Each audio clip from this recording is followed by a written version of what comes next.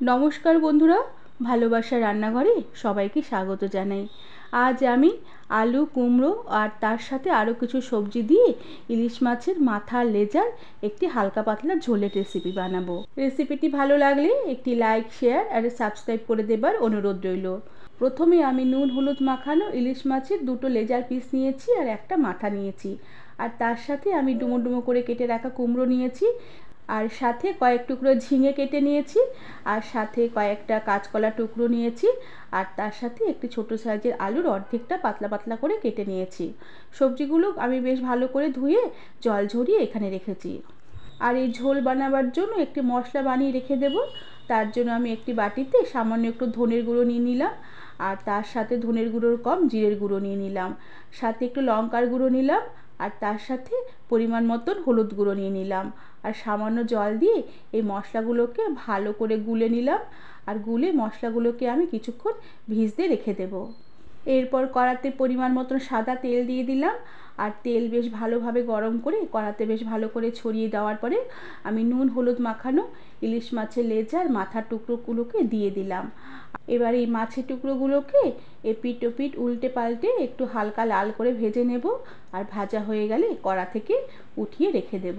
এরপর এই মাছ ভাজার তেলেই আমি খানিকটা কালো জিরে ফোড়ন দিলাম, আর তার সাথে কয়েকটা চেরা কাঁচা লঙ্কাও দিয়ে দিলাম। এবার ফোড়নটা হয়ে এলে আমি কেটে ধুয়ে রাখা সবজির টুকরোগুলোকে ফোড়নে দিয়ে দিলাম, আর এই সবজির মধ্যে এবার পরিমাণ মতো নুন দিয়ে দিলাম, আর সাথে সামান্য একটু হলুদ গুঁড়ো দিয়ে দিলাম, কেননা আমি সবজিগুলোকে একটু ভাজবো। হলুদ গুঁড়ো না দিলে ভাজার কালারটা বেশ ভালো আসবে না। এবার সবজিগুলোকে নুন আর হলুদ দিয়ে কিছুক্ষণ হালকা করে নেড়েচেড়ে একটু ভাজা ভাজা করে নিয়ে গ্যাসের আঁচ একদম কম করে দেব, আর ঢাকা দিয়ে রেখে সবজিগুলোকে একটু মজতে দেব। এতে সবজিগুলোর যে জল আছে জলটুকু বেরিয়ে সবজিগুলো বেশ তাড়াতাড়ি মজে আসবে, আর তাড়াতাড়ি একটু সেদ্ধ হয়ে যাবে।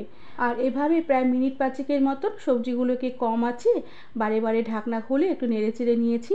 সবজি খুব সুন্দরভাবে মজে এসেছে, আর বেশ অনেকটা সেদ্ধ হয়ে এসেছে। এবার যে মশলাগুলো আমি একটু জলে গুলে রেখেছিলাম সেই মশলাটাকে দিয়ে দিলাম। এবার এই সবজিগুলো মশলার সাথে বেশ ভালো করে নেড়েচেড়ে কষিয়ে নেব, যতক্ষণ না এই মশলার জলটুকু শুকিয়ে আসে আর তেলটাও বেশ সুন্দরভাবে সেপারেট হয়ে বেশ সুন্দর ভাজা ভাজা হয়ে আসে। আর এভাবে প্রায় মিনিট 2-3 মতন সবজির সাথে মশলা বেশ আমি ভালো করে নেড়েচেড়ে কষিয়ে নিয়েছি। এবার ঝোলের জন্য পরিমাণ মতন গরম জল দিয়ে দিলাম, আর সাথে ভেজে রাখা ইলিশ মাছের লেজ আর মাথার টুকরোগুলোকে দিয়ে দিলাম, আর তার সাথে দুটো কাঁচা লঙ্কা দিয়ে দিলাম। আর নুনটা এই সময় একটু দেখে দিতে হবে, নুনটা যদি লাগে তাহলে এই সময় নুনটা দিয়ে দিতে হবে। আর তার সাথে আমি এক চুটকির মতন চিনির কয়েকটা দানা দিয়ে দিলাম। সামান্য একটু চিনি দিলে তরকারির স্বাদ বেশ ভালো আসবে। এরপর গ্যাসের আঁচ আমি মিডিয়ামে রাখবো, আর ঢাকা দিয়ে রেখে এই মাছের লেজ আর মাথা দিয়ে সবজির ঝোল কিছুক্ষণ ফুটতে দেব।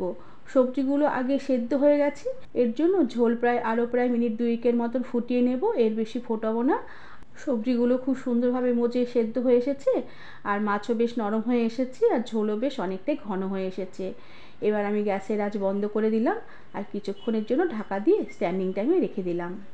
বন্ধুরা, অনেক সময় ইলিশ মাছের মাঝখানের পিসগুলো খাওয়া হয়ে যায় আর লেজার মাথার পিসগুলো পড়ে থাকে, তখন এভাবে আলু কুমড়ো দিয়ে আর ঘরে যদি আরও কিছু সবজি পড়ে থাকে সেই সবজি দিয়ে এরকম একটি ঝোলের রেসিপি তোমরা ট্রাই করে দেখতে পারো।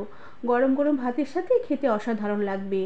আর আমার আজকের রেসিপিটি তোমাদের কেমন লাগলো আমাকে তোমরা কমেন্ট করে জানাবে, আর ভালো লাগলে একটি সাবস্ক্রাইব করে দেবার অনুরোধ রইল। আজ তাহলে আসি, পরে আবার একটি নতুন রেসিপি নিয়ে দেখা হবে। ধন্যবাদ বন্ধুরা।